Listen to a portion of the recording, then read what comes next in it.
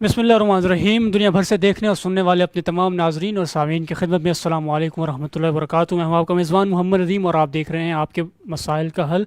दुनिया भर से जहां भी लोग हमें देख रहे हैं सुन रहे हैं, आज भी आपके सवालात लिए हम खिदमत में हाज़िर हुए अपने सीनियर तरीन मुफ्तियान इकराम के पैनल के साथ। इंशाअल्लाह आपके सवालात का जवाब आज के इस प्रोग्राम में दिया जाएगा। और सबसे पहले हस्ब मामूल अपने मुफ्तियान इकराम का तारुफ़ करवाना चाहता हूँ। सबसे पहले जो मुअज़्ज़ज़ मेहमान हैं, इसमें ग्रामी मुफ्ती मोहम्मद साहब है, शेखुल हदीस हैं, रईस हैं दारुल इफ्तार जामिअत रशीद कराची के। हमारे दूसरे मुअज़्ज़ज़ मेहमान इसमें ग्रामी मुफ्ती असदुल्लाह शाहबाज साहब हैं, उस्ताजुल हदीस हैं, सीनियर मुफ्ती हैं जामिअत रशीद के। और हमारे तीसरे मुअज़्ज़ज़ मेहमान इसमें ग्रामी मुफ्ती सैफुल्लाह साहब हैं, वो भी सीनियर उस्ताद हैं, बल्कि उस्ताजुल हदीस हैं, सीनियर मुफ्ती हैं जामिअत रशीद कराची के। सबसे पहले जी सवाल जाएगा मुफ्ती मोहम्मद साहब की खिदमत में। अब्दुर्रहमान साहब ने पूछा है जी, सब ये बताइए कि ईमान और अकीदा तारीफ़ क्या है और दोनों में बुनियादी फ़र्क क्या है जी। बिस्मिल्लाहिर्रहमानिर्रहीम नहमदुहु व नुसल्ली व नुसल्लिमु अला रसूलिहिल करीम। ईमान और अक़ीदा में कोई फ़र्क नहीं है। जो ईमान होता है वही अक़ीदा होता है। और ईमान का मतलब ये होता है कि किसी चीज़ को हक़ मानना और दिल से उसको सच्चा समझना और उसको अपने दिल में जगह देना। जी यही तसव्वुर जब बहुत रासिख़ हो जाता है, मज़बूत हो जाता है दिल में, तो इसको अक़ीदा कहते हैं। जैसे वो हदीस जिब्रील में ईमान के बारे में पूछा गया, हज़रत जिब्रील अलैहिस्सलाम ने पूछा मल ईमान, तो आप सल्लल्लाहु अलैहि वसल्लम ने फरमाया कि अन तशहद अल्ला इलाहा इल्लल्लाह व अन्ना मुहम्मदुर रसूलुल्लाह। बाकी ईमानियात जिनको हम आम तौर पर हर बच्चा जानता है, आखिरत पर ईमान हो कि एक दिन आएगा जिसमें हमारी पूरी ज़िंदगी का हिसाब हमें देना होगा। आखिरत की एक मुस्तकिल ज़िंदगी है जो कभी ख़त्म नहीं होगी जी और फिर उसकी सारी तफसीलात, मरने के बाद कब्र है, हशर नशर है, पुल सिरात है, सारे हिसाब किताब है, इन सारी चीज़ों पर ईमान लाना ये कहलाएगा आखिरत पर ईमान। जी इसी तरीके से अम्बिया अलैहिमुस्सलातु वस्सलाम पर ईमान लाना, मलाइका पर ईमान लाना, अल्लाह की नाजिल करदा ईमानों पर ईमान लाना, तकदीर बुरी हो या अच्छी हो सब अल्लाह की तरफ से होती है, इस पर ईमान लाना ये ईमान है। और यही तसव्वुर जब दिल में रासिख़ हो जाता है तो इसको अक़ीदा कहते हैं, एतक़ाद कहते हैं, एतमाद कहते हैं, यकीन कहते हैं। तो मुख्तलिफ़ ताबीरात हैं, तो ये है। ठीक। अगला सवाल जी हुनैन कराची से पूछ रहे हैं जी कि हमने पढ़ा है कि अज़ान के बाद मस्जिद से नहीं निकलना चाहिए। अगर वज़ू खाना हदूद मस्जिद से बाहर हो तो वज़ू की नीयत से निकलना कैसा होगा? नीज़ अगर चप्पल रखने की गर्ज से मस्जिद में दाखिल हों और फिर वज़ू के लिए निकलें, हुक्म क्या होगा जी? जायज़ है। वो जो मस्जिद से निकलना ममनू है उसका मतलब यह है कि एक मस्जिद में आपके होते हुए अज़ान हो गई जी और आप वहाँ से बजाय इसके कि नमाज की तैयारी करके नमाज में शामिल हों, बाजमात नमाज उसी मस्जिद में अदा करें, आप वहाँ से निकल कर कहीं और जा रहे हैं, तो ये ममनू है। चप्पल रखने के लिए अंदर गए, वज़ू कर रहे हैं, ये तो आप नमाज ही की तैयारी कर रहे हैं। तो इसलिए मस्जिद में हैं, आप पहले से मौजूद हैं और वज़ू नहीं है, आपका अज़ान हो गई और आप वज़ू करने के लिए बाहर निकल रहे हैं, तो ये तो नमाज ही की तैयारी के लिए निकल रहे हैं, ये मना नहीं है। सही, बहुत शुक्रिया जी। नूर मोहम्मद साहब हैं जी, सऊदी अरब से पूछा है कि सुना है कि अज़ान सुने तो नमाज की तैयारी करना या नमाज के लिए जाना ये वाजिब है, तो क्या अज़ान के बाद काम करना और सिर्फ जमात खड़े होने के वक्त मस्जिद जाना ये गुनाह शुमार होगा? देखें, एक होता है अज़ान का जवाब देना ज़बान से और एक होता है अमली जवाब देना। तो ये जो कहा जाता है कि अमली जवाब देना वाजिब है, नमाज ज़बान से जवाब देना ये सुन्नत है या मुस्तहब है, तो उसके मुकाबले में ये बात कही जाती है। इसका मतलब ये है कि अज़ान सुनने के बाद नमाज की तैयारी करना और नमाज के लिए मस्जिद में बाजमात नमाज अदा करना ये वाजिब है। तो अब अगर कोई आदमी नमाज के लिए तैयार नहीं है, उसको इस्तंजे की भी ज़रूरत है, वज़ू की भी ज़रूरत है, 15 मिनट का वक्फ़ा है, इस 15 मिनट में बामुश्किल वो इस्तंजे से फ़ारिग होगा, वज़ू करेगा और नमाज के लिए पहुँचेगा, तो उसके लिए फिर अज़ान के बाद किसी और मशगूलियत को इख्तियार करना ठीक नहीं है। उसे सारी मशगूलियात तर्क करके नमाज की तैयारी करनी चाहिए। और अगर कोई पहले से तैयार बैठा हुआ है और वज़ू से है और वो किसी दुनियावी काम में मशगूल है, तो बेहतर तो उसके लिए ये है कि वो छोड़ दे वो काम और नमाज के लिए जाए। अल्लाह के मुनादी ने आवाज़ लगाई है और उसने दावत दी है, तो उस पर लब्बैक कहना चाहिए। लेकिन अगर कोई किसी दीनी काम में मशगूल है और वज़ू पहले से उसका मौजूद है, जमात में शरीक होने के लिए वो तैयार है, تو اب اگر وہ کوئی دینی کام کر رہا ہے تو اس کی گنجائش ہے کہ وہ دینی کام میں مشغول رہے اور اتنا پہلے اٹھ جائے کہ وہ نماز با جماعت امام کے ساتھ شروع کر سکے، ٹھیک اتنا کافی ہے۔ ٹھیک ہے، بہت شکریہ جی۔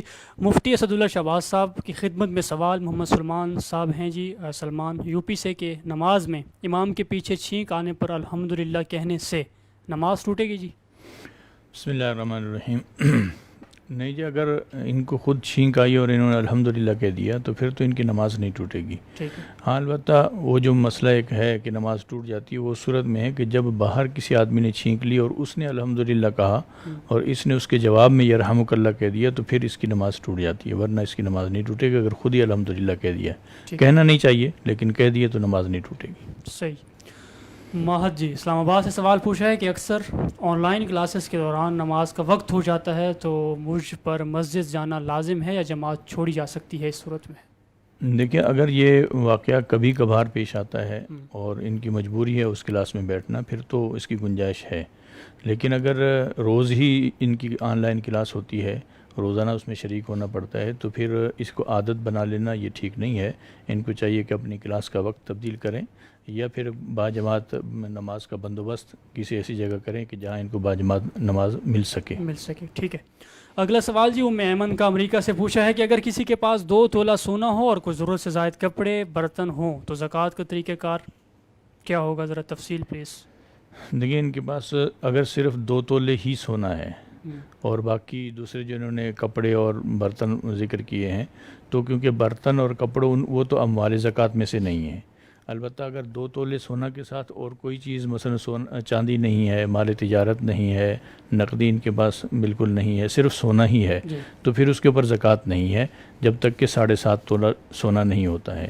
اگر دوسری کوئی چیز بھی ان کے پاس ہے اور عموماً ہوتا بھی ہے کہ کچھ نہ کچھ نقدی موجود ہوتی ہے، تو اگر نقدی کچھ موجود ہے تو جس دن ان کے پاس اتنی نقدی، تھوڑی بہت نقدی تھی اور 2 تولے سونا ان کی ملکیت میں آیا تھا تو اس دن یہ صاحب نصاب بن گئی تھی۔ تو اس کے بعد جب 1 سال پورا ہوگا اسلامی سال، تو جس وقت ان کا سال پورا ہوگا تو اس وقت ان کو چاہیے کہ جتنے بھی ان کے پاس نقد ہے اور یہ جو سونا ہے ان کی قیمت لگا کر دیکھیں کیا اس کی قیمت بنتی ہے، اور یقیناً وہ 52.5 تولے چاندی کی قیمت سے زیادہ ہی ہوتی ہے تو پھر اتنی اس کو زکوٰۃ دینی پڑے گی۔ ٹھیک ہے جی، بہت شکریہ مفتی اسد اللہ شہباز صاحب۔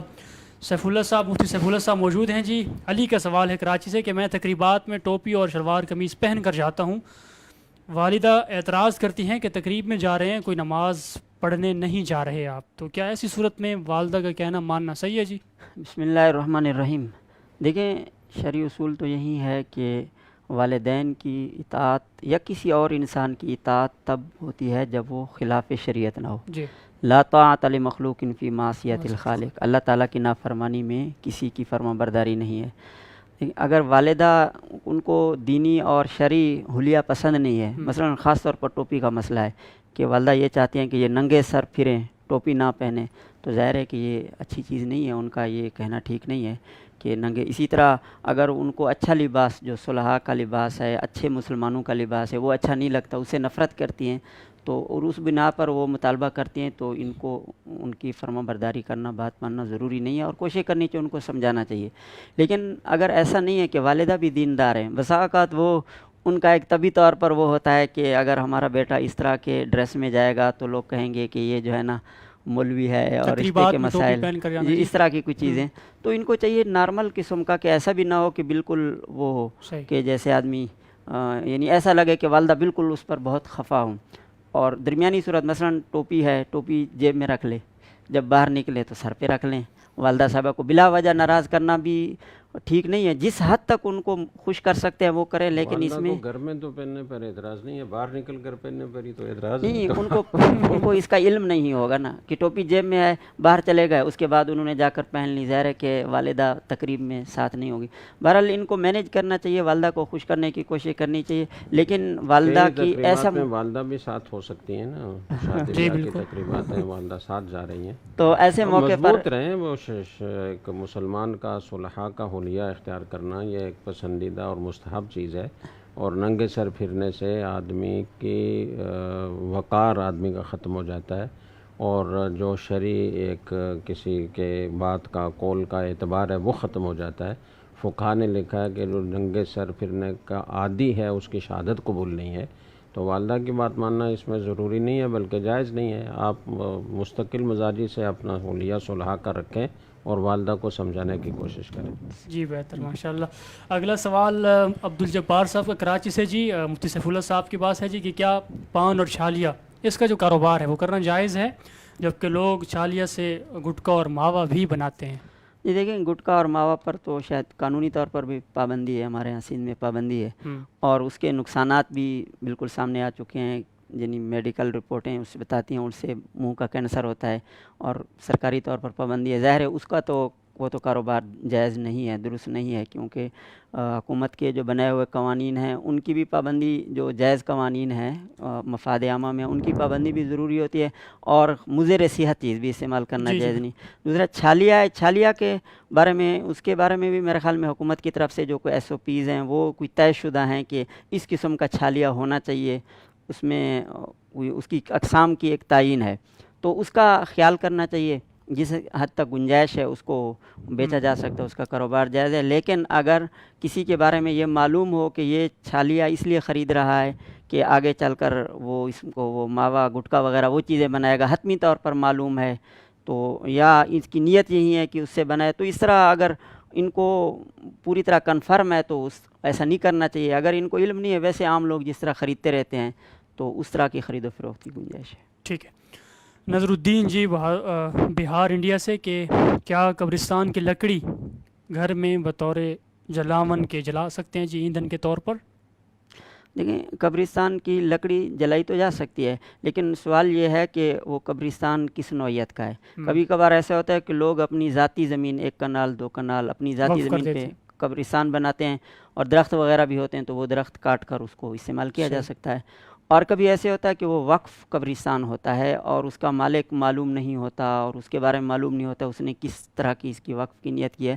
تو پھر ایسی جو وہ ہے وہاں پہ اگر بسا اوقات ایسا ہوتا ہے کہ قبرستان میں قریب جنازہ گاہ ہوتی ہے، اس کے لیے درخت وغیرہ ضرورت ہوتے ہیں تاکہ لوگ سائے پہ کھڑے رہیں، تو ایسی کوئی نوعیت ہو تو پھر تو ان کو نہیں کاٹنا چاہیے. اگر ایسی کوئی صورت نہیں ہے کہ قبرستان میں اس کی وجہ سے مزید وہ ہوتی ہے، یعنی پریشانی ہوتی ہے، راستہ لوگوں کے لیے قبروں کی طرف جانا مشکل ہوتا ہے، تو اس طرح کے درختوں وغیرہ کو کاٹا جا سکتا ہے، استعمال کیا جا سکتا ہے. لیکن اس کی جو لکڑی ہے اس کی قیمت وہ قبرستان کے مصالحے میں، اس کے مثلا قبرستان کے لیے اگر 4 دیواری کی ضرورت ہے یا کسی اور چیز کی ضرورت ہے، اس پر خرچ کرنا چاہیے.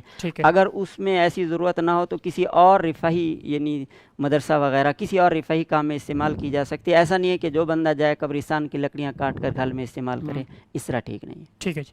مفتی محمد صاحب کے خدمت میں سوال جی بنت وحید کا برے والا سے کہ اگر کسی نے فرض نماز بیٹھ کر پڑھی تو لوٹانی پڑے گی جی؟ وہ جی بالکل لوٹانی پڑے گی. اگر قیام پر قدرت تھی اور بیٹھ کر پڑھی تو چونکہ قیام ارکان صلاح میں سے ہے اور بغیر قیام کے نماز نہیں ہوتی، اس لیے اس نماز کو لوٹانا لازم ہے. لوٹانا لازم ہے جی. ٹھیک ہے. شہباز کا سوال جی کراچی سے کہ کیا سنت اور وتر بیٹھ کر پڑھ سکتے ہیں جی؟ جی وتر تو بیٹھ کر نہیں پڑھ سکتے چونکہ واجب ہے اور اس میں قیام فرض ہے، لیکن سنت کے بارے میں تھوڑی سی تفصیل ہے. فجر کی سنتیں تو بیٹھ کر نہیں پڑھ سکتے، کھڑے ہو کر پڑھنا ہی لازم ہے، اور اس کی وجہ بعض حضرات فجر کی سنتوں کو واجب کا درجہ دیتے ہیں. تو جب واجب نماز ہو تو بیٹھ کر پڑھنا جائز نہیں ہوتا، کھڑے ہو کر پڑھنا ہی لازم ہوتا ہے، عام حالات میں عذر نہ ہو تو. اور دوسرا قول یہ ہے کہ یہ واجب تو نہیں ہے لیکن سنن مؤکدہ میں سب سے مؤکد سنتیں ہیں، تو وہ حضرات بھی یہ کہتے ہیں کہ ان کو کھڑے ہو کر پڑھنا ہی لازم ہے. وہ اس وجوب کے قول کی رعایت کرتے ہوئے یہ بات کہتے ہیں. تو فجر کی سنتیں تو کھڑے ہو کر ہی پڑھنی چاہیے. باقی سنتوں میں اگر کوئی بیٹھ کر پڑھتا ہے بلا عذر بھی تو جائز ہے، لیکن اس کا ثواب آدھا ہو جائے گا. تو بلا وجہ اپنے ثواب میں اتنی کمی کہ آپ جو پورا ثواب حاصل کر سکتے تھے وہ آپ نے بیٹھ کر پڑھ کر تو اس کو آدھا کر دیا، تو یہ بڑی محرومی کی بات ہے. اس لیے سنن مؤکدہ خاص طور سے وہ کھڑے ہو کر ہی پڑھنی چاہیے. جی بہتر. اگلا سوال جی سائم کا لاہور سے پوچھا ہے جی کہ کیا کورونا کا جو ماسک ہے وہ پہن کر نماز پڑھنا یہ مکروہ ہے؟ کیا یہ بات حدیث سے ثابت ہوتی ہے؟ حدیث سے یہ بات تو ثابت ہوتی ہے کہ چہرہ ڈھانک کر نماز پڑھنا یہ مکروہ ہے. آپ صلی اللہ علیہ وسلم نے اس سے منع فرمایا ان یغطی وجہہ. لیکن یہ سمجھ لینا چاہیے کہ لوگ خلط مبحث کرتے ہیں. وہ یہ کہتے ہیں کہ جی چہرہ ڈھانک کر نماز پڑھنا جائز نہیں ہے، لہٰذا کورونا کے دوران بھی ماسک وہ پہن کر نماز پڑھنا جائز نہیں ہے. صحیح. تو فقہا نے لکھا ہے کہ یہ آپ صلی اللہ علیہ وسلم نے جو منع کیا ہے اس کی وجہ یہ ہے کہ غیر مسلموں کا طریقہ ہے چہرہ ڈھانک کر نماز پڑھنا، اور خاص طور سے مجوس جب اپنی آگ کی عبادت کرتے تھے تو وہ چہرہ ڈھانک لیتے تھے. جس میں منہ بھی ڈھکا ہوا ہو، ناک بھی ڈھکا ہوا ہو، اس کو چہرہ ڈھانکنا کہتے ہیں. تو ان کی مشابہت کی وجہ سے آپ نے منع فرمایا. تو عام حالات میں تو ٹھیک ہے کہ ان کے ساتھ مشابہت لازم آتی ہے تو چہرہ ڈھانک کر نماز پڑھنا وہ ٹھیک نہیں ہے. لیکن کورونا کے دوران ماسک پہن کر نماز پڑھنا یہ مکروہ نہیں ہے، اس لیے کہ یہ عذر ہے. جی بہتر. جیسے عام حالات میں قیام فرض ہوتا ہے نماز میں، لیکن اگر ایک آدمی بیمار ہے اور وہ قیام پر قادر نہیں ہے تو قیام ساقط ہو جاتا ہے، وہ بیٹھ کر نماز پڑھ سکتا ہے. ٹھیک. بیٹھ کر پڑھنے کی بھی طاقت نہیں ہے تو لیٹ کر اشارے سے پڑھ سکتا ہے. تو اسی طریقے سے کورونا جیسی متعدی بیماری اور مہلک مرض جس وہ ایک دوسرے سے لگتی ہے، منہ کے ذریعے سے، سانس کے ذریعے سے ایک دوسرے کی طرف منتقل ہوتی ہے، اور وہ ایک مشاہدہ ہے. یعنی یہ کوئی ایسی فرضی چیز نہیں ہے، بلکہ اس وقت کی میڈیکل سائنس مشاہدہ پر مبنی ہے، اور وہ دکھاتے ہیں کہ یہ دیکھیں وائرس ایک جگہ سے دوسری جگہ منتقل ہو رہا ہے. تو جب ایسی بیماری ہو جو جان لیوا ہو سکتی ہو اور متعدی ہو تو اس سے بچنے کے لیے اگر کوئی ماسک پہن کر نماز پڑھتا ہے تو یہ مکروہ نہیں ہے. ٹھیک ہے جی. مفتی اسد اللہ شہباز صاحب کی خدمت میں جائیں گے جی. اور سوال آپ سے پوچھا ہے عبد المطلب نے انڈیا سے کہ غیر مسلم کی وفات پر جو ریسٹ ان پیس کہتے ہیں صحیح ہے جی کہنا؟ یہ جو الفاظ ہیں ریسٹ ان پیس، ان کا مطلب یہ بنتا ہے کہ اللہ تعالیٰ سے اس کے لیے رحم کی درخواست کی جا رہی ہے. تو کسی غیر مسلم کے لیے استغفار کرنا ان کے مرنے کے بعد، یا ان کے لیے رحمت اللہ علیہ کہنا، یا اس کے مشابہ کوئی الفاظ کہنا یا دعا کرنا، یہ ٹھیک جائز نہیں ہے. البتہ اگر تعزیت کے لیے گیا ہے تو کوئی اور دوسرے الفاظ ایسے استعمال کرے جس میں استغفار اور دعا ان کے لیے نہ ہو. ٹھیک ہے. مثلا یہ کہہ دے کہ بہت اچھا آدمی تھا، فوت ہو گیا، اللہ تعالیٰ ان کو ہدایت پہ دیتے تو بہت اچھا تھا، یہ کہنا چاہیے اس طرح کے الفاظ. لیکن یہ الفاظ کے ریسٹ ان پیس یہ نہیں کہنے چاہیے، نہیں کہنے چاہیے. جی صفدر سیفی کا سوال جی مانسیرا سے کہ ہمارے پڑوس میں سید رہتے ہیں جو بہت تنگ کرتے ہیں. ان کے جانور اکثر ہماری فصلوں میں ہوتے ہیں، کہنے کے باوجود ان پر کوئی فرق نہیں پڑتا اور ہم سید ہونے کا لحاظ بہرحال کر جاتے ہیں. ایک عام مسلمان پر سید کا کتنا احترام لازم ہے جی؟ بس سید کا احترام اتنا ہی لازم ہے کہ جس سے اس کی بے ادبی نہ ہو، گستاخی نہ ہو، جس سے محض اس وجہ سے کہ وہ سید ہے آپ اس کی کوئی گستاخی کر لیں یا اس کو کوئی ایسی بات کہہ دیں جو مناسب نہیں ہے، یہ تو اچھی بات نہیں ہے. لیکن اگر اس سید سے کوئی نقصان پہنچ رہا ہے ان کو، خاص کر جانور چھوڑے ہوئے ہیں اور پوری فصلیں تباہ کر دیتے ہیں، ہاں تو سید تو جس کی شہرت ہے اس کو ہم سید ماننے کے لیے مجبور ہیں، کیونکہ شہرت ان کی ہے اور شرعی حکم بھی یہی ہے کہ اس کو سید ہی سمجھیں گے. تو اگر اس سے نقصان ہوتا ہے تو اس کو اچھے انداز سے سمجھایا جا سکتا ہے، چاہے سید ہو یا غیر سید ہو. اگر اس سے نقصان پہنچتا ہے تو اس کے اچھے انداز سے سمجھایا چاہیے کہ وہ اپنی بکریوں کو یا اپنے جانوروں کو سنبھال کے رکھو. ٹھیک ہے. اگلا سوال آپ سے پوچھا ہے جی زوجہ منصور نے کرک سے کہ اگر کسی حائضہ خاتون نے انجانے میں خاتون کی میت کو غسل دے دیا تو اس کو کفارہ کیا ہوگا جی؟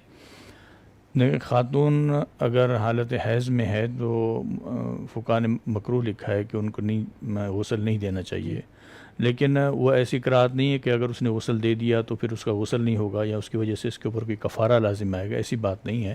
اگر اس نے غسل دے دیا تو اس کا غسل بھی ٹھیک ہو گیا ہے اور اس کے اوپر بھی کوئی گناہ نہیں ہے. خاص کر ایسے موقع پر ہوتا یہ ہے کہ خاص خواتین ہوتی ہیں، غسل کا طریقہ انہی کو آتا ہے، ہر ایک کو آتا نہیں ہے، تو بسا اوقات مجبوری بھی ہوتی ہے. تو اگر کسی نے ایسی صورت میں غسل دیا ہے تو کوئی حرج نہیں ہے، کسی قسم کا کفارہ نہیں اس کے اوپر. ٹھیک ہے. اگلا سوال جی محمد مستقیم کا کراچی سے کہ کیا کھانے کے بعد پانی پینا یہ سنت ہے؟ اس کو سنت تو نہیں کہا جا سکتا، البتہ اگر یہ ایک طبعی آدمی کی کیفیت ہے کہ اگر کھانا کھاتا ہے تو آدمی کو طلب ہوتی ہے کہ میں پانی پی لوں. اگر اس کو طلب ہو رہی ہے اور اس نے پانی پی لیا تو اس کی اجازت ہے، گنجائش ہے، پینی چاہیے. یہ طبی چیز ہے، اس کا شریعت کے ساتھ کوئی تعلق نہیں ہے. باقی آپ صلی اللہ علیہ وسلم کا معمول تھا یا نہیں تھا یہ پتہ نہیں چل سکا کہ کھانا کھانے کے بعد، کیونکہ اس طرح کے کھانے ہوتے بھی نہیں تھے، عموماً سادہ سا کھانا ہوتا تھا، کبھی جو کی ایک آدھ روٹی کھا لی، کبھی کچھ کھا لی، تو اتنے ایسے کھانے جو جیسے ہمارے پاس ہیں ایسے ہوا بھی نہیں کرتے تھے، اور کوئی ایسا معمول ملا بھی نہیں ہے کہ آپ صلی اللہ علیہ وسلم کا معمول کیا تھا۔ ٹھیک ہے، لیکن عام سی بات ہے کہ اگر کسی کو طلب ہو رہی ہے تو اس کو پی لینا چاہیے، اگر طلب بھی ہے اور پھر بھی نہیں پیتا تو یہ اچھی بات نہیں ہے۔ صحیح جی۔ اگلا سوال مفتی سیف اللہ صاحب کے پاس جائیں گے جی، اور سوال آپ سے صفدر سیفی صاحب سے پہلے جی بنت وحید کا، کہ کیا بیوٹی پارلر کا کام کرنا یہ جائز ہے، جبکہ غیر شرعی کاموں سے اس میں بچا جا سکتا ہے؟ کوشش کرتے ہیں ہم۔ دیکھیں اصولی طور پر تو عورت کے لیے زیب و زینت کی گنجائش ہے، وہ خود بھی زیب و زینت کر سکتی ہے، کوئی اور خاتون اس کے لیے زیب و زینت کا وہ کام کر رہی ہے تو اس کی بھی گنجائش ہے۔ تو جیسے انہوں نے کہا کہ اس میں کسی قسم کا کوئی غیر شرعی کام سر انجام نہیں دیا جاتا اور پورے شرعی تقاضوں کو ملحوظ رکھا جاتا ہے، تو اس کی گنجائش ہونی چاہیے۔ جی اگلا سوال جی سید احمد کا، ایک شخص سود کی کمائی سے دکانیں بناتا ہے، کہ ایسے شخص کی دکان کرائے پر ہم لے سکتے ہیں؟ بعض لوگ کہتے ہیں کہ ایسی دکانوں پر رہنے والے کی برکت جو ہے وہ ختم ہو جاتی ہے۔ لیکن جہاں تک مسئلے کا تعلق ہے، اگر کسی نے سودی پیسے سے یا ناجائز کمائی سے کوئی دکان وغیرہ بنائی ہے تو دوسرا آدمی اس کو کرائے پر لے تو سکتا ہے، اس کی شرعاً ممانعت تو نہیں، لیکن ایسا اچھا بھی نہیں، کیونکہ ایسے لوگوں کی پھر حوصلہ افزائی ہوتی ہے۔ اگر لوگ ان کی دکانوں کو جو سود پہ یا حرام کی کمائی سے چیزیں بناتے ہیں، لوگ ان سے تھوڑا سا گریز کریں اور اس کی بجائے اس کو ترجیح دیں جو صحیح جائز طریقے سے کمائے ہوئے مال سے بنے ہوئے دکانیں ہیں، تو اس سے اس کی ایک روک تھام ہوتی ہے، اس لیے اچھی چیز ہے۔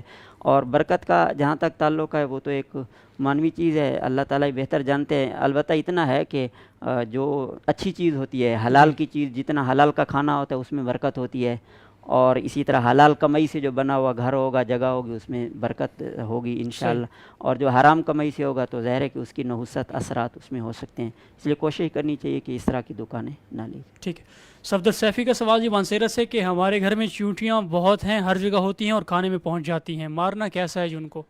لیکن چمٹیوں کو بلا وجہ تو ظاہر ہے کہ مارا بھی نہیں جاتا اور مارنا بھی نہیں چاہیے، امکانی طور پر کوشش کرنی چاہیے ان کو بھگانے کے، کوئی ٹوٹکا وغیرہ کوئی چیز ہو تو ان کو بھگایا جائے، گھر کی صفائی وغیرہ بھی رکھی جائے تاکہ ایسی نوبت نہ آئے کہ کوئی میٹھا کہیں گرا ہوا ہے، کہیں چینی گری ہوئی ہے تو جس کی وجہ سے چمٹیاں آتی ہیں۔ تاہم اگر چمٹیاں کہیں تنگ کرتی ہیں تو ان کو مارنے کے لیے اسپرے، دوائی وغیرہ استعمال کی جا سکتی ہے، شرعاً جائز ہے۔ ٹھیک ہے جی، اگلا سوال مفتی محمد صاحب کی خدمت میں جائیں گے جی، اور سوال پوچھا ہے نصیر احمد نے جی حیدرآباد انڈیا سے، کہ انسان کو اس کے مقام کے حساب سے عزت دینی چاہیے، اس کا مطلب کیا ہے؟ اور جو انسان ہم سے مقام میں کم ہو تو کیا اس کو عزت نہیں دینی چاہیے؟ جی بالکل عزت دینی چاہیے، اس کا یہ مطلب غلط اخذ کیا گیا ہے کہ جو مقام سے کم ہو اس کو عزت نہ دو۔ مطلب اس کا یہ ہے کہ چونکہ اللہ تعالیٰ نے انسانوں کے مراتب مختلف رکھے ہیں، دین کے اعتبار سے جس کو اللہ نے بلند مقام عطا فرمایا، علم کے اعتبار سے بلند مقام عطا فرمایا، یا دنیاوی وجاہت اور مرتبے کے اعتبار سے اس کو بلند مقام عطا فرمایا ہے، تو آپ صلی اللہ علیہ وسلم سے اس کا ثبوت ملتا ہے کہ آپ نے لوگوں کے مراتب کا لحاظ رکھ کر ان سے سلوک اختیار کیا۔ ابو داؤد کی ایک روایت ہے کہ ایک آدمی گزرا، حضرت عائشہ رضی اللہ تعالیٰ عنہ نے اسے روٹی کا ایک ٹکڑا دیا یا روٹی دی، اور دوسرا آیا تو آپ نے اس کو دسترخوان پر بٹھایا اور اس نے دسترخوان پر بیٹھ کر کھانا کھایا۔ کسی نے حضرت عائشہ سے پوچھا کہ آپ نے یہ فرق کیوں کیا؟ تو حضرت عائشہ نے فرمایا کہ آپ صلی اللہ علیہ وسلم نے فرمایا انزل الناس منازلہم، لوگوں کو ان کے مقام پر رکھیں۔ تو دو چیزیں ہیں، ایک ہے حکمت اور ایک عدل۔ تو حکمت اس کو کہا جاتا ہے کہ کسی بھی چیز کو یا شخصیت کو اس کے جائز مقام پر رکھنا، اس سے کم نہ کرنا، اور عدل کا مطلب یہ ہے کہ صاحب حق کو حق ادا کرنا، اس کی حق تلفی نہ کرنا۔ تو ظاہر ہے کہ بہت سارے مراتب ہوتے ہیں، جیسے والدین ہیں، جیسے اپنے بچے ہیں، جیسے بیوی ہے، بیوی کے لیے شوہر ہے، جیسے اپنے قریبی رشتہ دار ہیں، تو ان کے خاص حقوق ہیں، تو ان کو اس مرتبے میں رکھنا چاہیے کہ ان کے ساتھ حسن سلوک ہو، صلہ رحمی ہو، ان کے تمام حقوق کا خیال رکھا جائے۔ اور ایک عامۃ المسلمین ہے، وہ بھی ہمارے بھائی ہیں، لیکن ظاہر ہے کہ جو مقام والدین کا ہے وہ ایک عام مسلمان کا تو نہیں ہے، جو اپنی اولاد کا ہے وہ کسی اجنبی کے بچوں کو تو نہیں ہو سکتا. ایسے ہی تو یہ مطلب ہے کہ ہر ایک کو اپنے مقام پر رکھا جائے اور جتنا جس کا مقام بنتا ہے اور جتنا جس کا حق بنتا ہے وہ ادا کیا جائے. اس کا یہ مطلب کہیں سے ہی نہیں نکلتا کہ اپنے سے کم مرتبہ کی عزت نہیں کرنی چاہیے. عزت تو سب کی کرنی چاہیے. ٹھیک. آپ نے فرمایا کہ لیس منا من لم یوقر کبیرنا ولم یرحم صغیرنا. صغیرنا. جو اپنے سے بڑی عمر کے لوگوں کی توقیر نہیں کرتا، ادب و احترام نہیں کرتا، اور جو چھوٹوں پر شفقت نہیں کرتا، وہ ہم میں سے نہیں ہے. ٹھیک. اس کا ہم سے تعلق نہیں ہے. تو جب بچوں پر شفقت کرنے کا حکم ہے تو اپنے سے کم عمر کے لوگوں کی عزت نہ کرنے کا تو مطلب یہاں سے کہیں سے نہیں نکلتا. ایسے ہی جی. ٹھیک ہے، شکریہ جی، بہت تفصیلی جواب دیا آپ نے. مفتی سیف اللہ صاحب کی خدمت میں سوال ہیں جی. ارمان صاحب کا لکھنؤ سے پوچھا ہے کہ میں نے ایک لڑکے سے کرکٹ کی گیند 5 روپے میں خریدی تھی اور مجھے اسے پیسے بھی دینے ہیں، لیکن میں اسے ڈھونڈ رہا ہوں. اگر میں اسے نہیں ڈھونڈ سکتا تو اس کے پیسے کیسے دوں؟ کیا اس کے علاوہ کسی کو خیرات دے سکتا ہوں یا اس کے نام سے؟ اگر وہ غیر مسلم ہے تو میں اس میں کیا کروں؟ مطلب اس کی کوئی تجویز دیجیے آپ. جی، اگر ان کو تلاش کرنے کے باوجود نہیں مل رہا، کچھ انتظار کر لینا چاہیے کہ اگر ہو سکتا ہے وہ آدمی مل جائے. جی. تاہم اگر نہیں ملتا تو یہ ان کی طرف سے یہ کسی اور کو دے دیتے ہیں، کسی مستحق آدمی کو وہ 5 روپے دے دیتے ہیں. تو ان کو ایسا کرنا چاہیے. اور بعد میں جب وہ آئے گا تو ان کو ذہن میں رہے کہ جب بھی وہ 50 سال بعد بھی آئے اور ثابت کر دے کہ وہ آدمی ہے جس کے آپ نے 5 روپے دینے ہیں، تو پھر آپ کو ان کو بھی دینا پڑیں گے. ان کو بھی دینا پڑے گا. ٹھیک ہے جی. اگلا سوال آپ سے پوچھا ہے جی ہدایت اللہ صاحب نے کشمیر سے کہ اگر کوئی شخص اکیلے نماز پڑھتا ہو، لمبی نیت کرے، یعنی کم از کم 40 سیکنڈ سے 1 منٹ لگتا ہے، اور جب کبھی وہ امامت کرتا ہے تو جلدی کرتا ہے، یعنی عام لوگوں کی طرح نیت کرتا ہے، تو کیا اس سے نماز پر کوئی اثر پڑے گا؟ دیکھیں، پہلی بات تو یہ ہے کہ نیت کوئی اتنا بڑا اس کا کوئی لمبا پروسیجر نہیں ہے کہ آدمی کو 40 سیکنڈ لگ جائیں، 1 منٹ لگ جائے. نیت تو دل کے ارادے کا نام ہے. بس اگر آپ نے دل میں ارادہ کر لیا کہ کون سی نماز پڑھ رہے ہیں اور کس طرح پڑھ رہے ہیں، یعنی سنت ہے نفل ہے، اگر اتنا بھی کر لے کہ میں نماز پڑھ رہا ہوں فلاں وقت کی، بس کافی ہے. ظہر کی نماز پڑھ رہا ہوں، عصر کی. ظاہر ہے کہ جب آدمی نماز کے لیے آتا ہے، گھر سے چل کر آتا ہے، تو اس کی نیت تو ہوتی ہے، تو اتنا ہی کافی ہے. اور ساتھ فقہا نے کہا چلو بہتر ہے کہ اگر کسی آدمی کا دل سے استحضار نہیں ہو رہا، زبان سے کہہ دیتا کہ دل اور زبان میں آپس میں وہ ہو جائے، تو اتنی سی بات ہے. اس کے لیے کوئی وہ شرعی طور پر کوئی اس کا خاص طے شدہ پروسیجر نہیں ہے. اس لیے اگر وہ اپنی نیت لمبی کرتا ہے، پتہ نہیں کس طرح کرتا ہے، ان سے پوچھنا چاہیے وہ کس لیے وہ کرتا ہے. تو امامت کے موقع پر وہ جلدی سے اگر اللہ اکبر کہہ دیتا ہے تو اس پر کوئی یہ گرفت نہیں ہونی چاہیے. کوئی قابل اعتراض بات نہیں ہے کہ اس نے کوئی چیز چھوڑ دی ہے. جی بہتر. ٹھیک ہے جی. ناظرین مکرم، آج کا ہمارا پروگرام اپنے اختتام کو پہنچا. جو سوالات آپ نے بھیجے تھے سب کے جواب آپ کو دے دیے گئے ہیں. انشاءاللہ دوبارہ خدمت میں حاضر ہوں گے اپنے سینئر ترین مفتیان کرام کے پینل کے ساتھ. کل تک کے لیے میں اجازت دیجیے جی. اللہ حافظ.